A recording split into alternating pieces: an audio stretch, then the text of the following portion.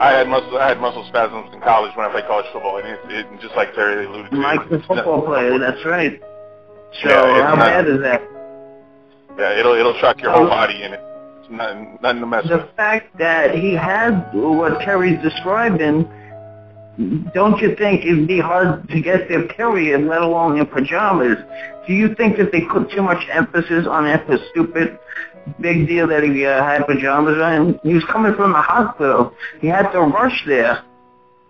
Yeah, well, you know how the media is, and Terry could probably tell you the same thing. You know, they don't care what the problem, why the reason was. They're just gonna jump on the fact that he was wearing pajamas, and you know that's basically how and that's a pure example of how the media was basically nitpicking on him, and getting any kind of story that they could.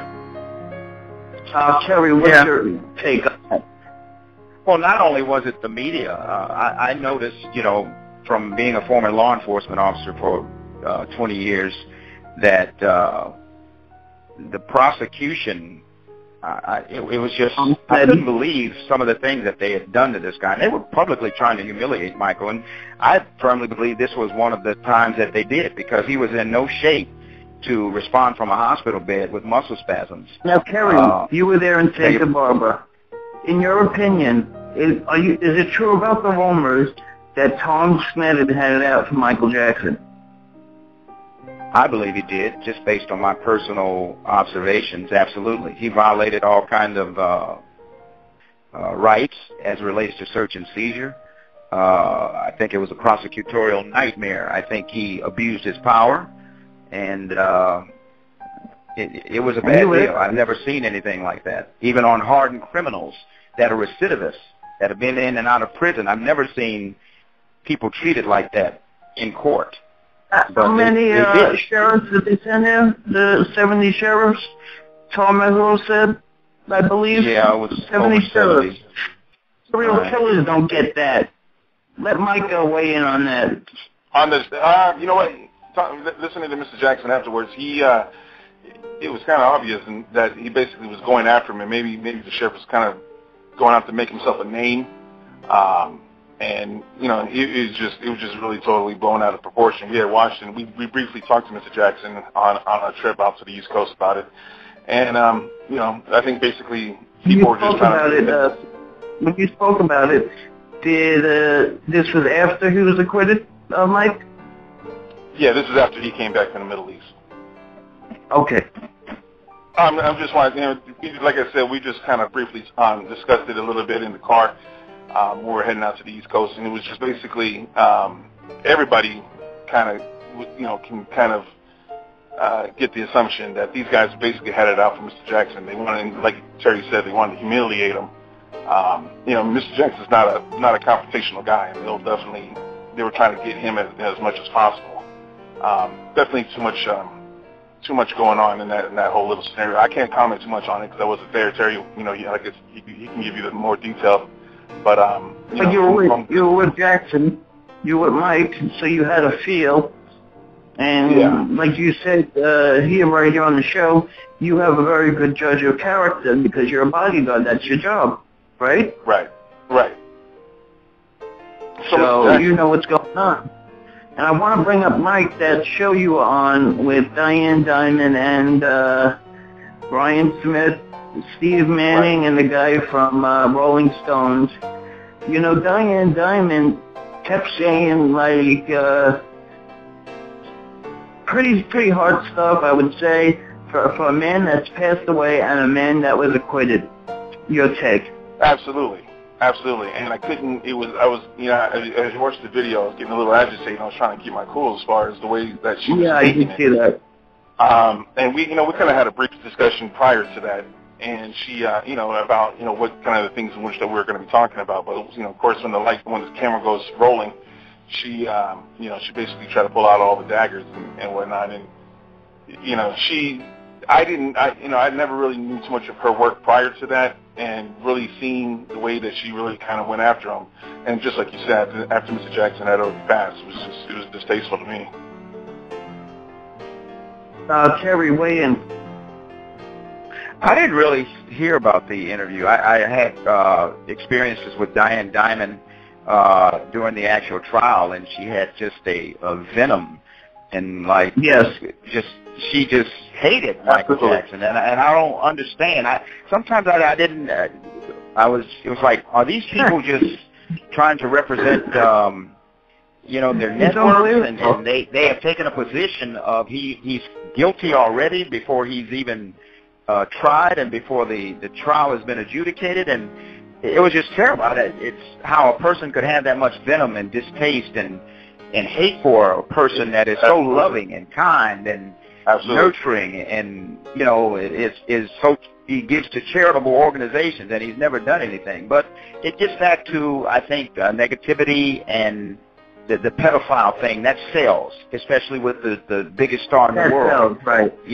Right. And you just think Diane Diamond wouldn't even know her name had it not been for that trial and her stance against Michael Jackson. You're very right now. I didn't even know who she was until she started with the trial.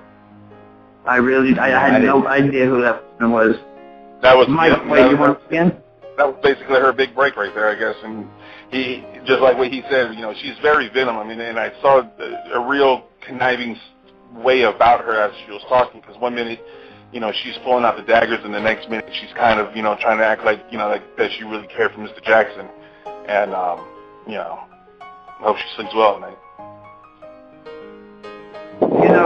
Terry and Mike, this guy Stacey Brown, who claimed to be a friend of the Jackson family during the 2005 trial, she recently wrote an article in the Post calling him via the maids, saying that he is the messiest person on earth and that he did molest kids. What do you think of this guy Stacey Brown and his comments? One breath saying he knows the Jackson family, and on the other breath selling newspaper articles with Michael Jackson's name. Let's start with Mike. I think he's one of the many that try to get their name out there. He was never around when when I was with Mr. Jackson at all. And like Terry just said, it's amazing how people can have that much hate and that much venom against somebody who gave everything to the world and had a heart, pure as gold. I believe that as time will go on, there'll be more attention seekers and false accusations. As time prevails, maybe even the 10-year anniversary or whatnot. But that's the sad part of it. That's the sad part of what people do. And everybody from Diane Diamond to this gentleman, that we're speaking about, it just seems never to end. But it's amazing. It's amazing. And just like I told Diane Diamond, if you knew Mr. Jackson and the heart and the heart and soul that he had, there's no way that you would even assume or even want to say anything, in that kind of regard. Weigh in on Diane Diamond, Terry. Well, I don't have too much to say about those people, because I think when you mention their names, you're giving them some kind of platform or forum, and I don't really think they deserve it. And the same thing with this Stacey Brown character. I just feel for people that will do anything for money and greed, and the majority of the people that had some kind of credibility, Michael blessed those people. It kind of reminds me of the maid that worked in his home, and her son had cancer, and the medical coverages that Michael had in his company for the employees didn't cover that kid's cancer, and Michael paid $80,000 for that kid cover him, whatever the deficiency was with the medical insurance. Michael paid money for that child, which is that lady's son, and he ultimately survived the cancer. And then that lady stole a sketch from him and sold it to Star Magazine or something like that, and then had the audacity to try to testify against Michael in the trial. And Tom Mesereau, the brilliant lawyer, to me, one of the best lawyers in the world, he filleted this lady, and rightfully so. But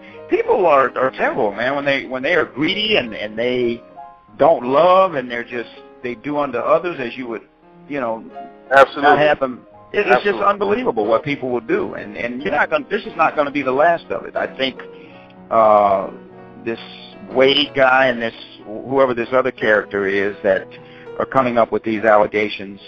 It's just unconscionable what people will do. You know, it's terrible. It really is. Absolutely. Mike, this Wade guy he was mentioning, you know, he wrote things in the, there was a special portrait where he wrote stuff. For 20 years, he said, he praised him, he called him the best friend. I mean, doesn't sound like somebody that was molested. He really actually went under oath and swore on the Bible that nothing happened. What is your thoughts when you hear about a claim like that? You know, like we said in the Good Morning America interview, you know, if you knew Mr. Jackson, you knew his heart, and you knew the way that he cared about people, you know, there's no way in which you could believe in something like that. And people take advantage of, you know, the weak. You know, I'm not saying Mr. Jackson's weak, but it's just in the sense of that Mr. Jackson was a confrontation. He was a heart of gold, and people, you know, want to think they can, you know, get away with that kind of thing, you know, those kind of things. And like he said, it's unconscionable that the way that people think and the evil in them that make them do the things like that against people like Mr. Jackson. Terry, what's your thoughts on that? Well, I don't know. I just, like I say, I just can't believe sometimes the way people act in certain things that they do. And the thing is, you know, Martin Luther King had a statement. He says, "Truth crushed to earth will one day rise again." And, you know, all of the stuff that they put through Michael Jackson when he lived on earth, they didn't appreciate him. I firmly believe that they took years off of that man's life. I saw him set up and just being miserable, couldn't sleep, he couldn't eat, you know, he couldn't think about what he was supposed to be thinking about, which is blessing the world and taking care of his family and his children. And they took that from him. You know, those people don't understand when they come up with these false allegations and crazy things, what they're actually doing, not only to him, but the people that he's responsible for. And it ultimately will come out. You know, thank God there's fans all over the world that know the man's heart. You have there's people right now that are putting out amazing websites. Deborah Kunis, she's putting out an amazing website. There's Jolanda in the Netherlands that's putting out some very positive information about it, and it's just permeating the world. And you know, Michael Jackson's going to be more famous even now, you know. Absolutely. MJUpbeat.com definitely does that. J&D NewYork.com. There's so many good fan supporters, Terry. Absolutely, and they're all over the world. And they're very good at what they do. They're basing it on facts, and they're disproving this stuff over social media, which is an awesome tool, you know. Right. Good will always prevail. Yes. Mike, I don't think you like the hologram that much. Is that accurate? Yeah, I didn't really care for it.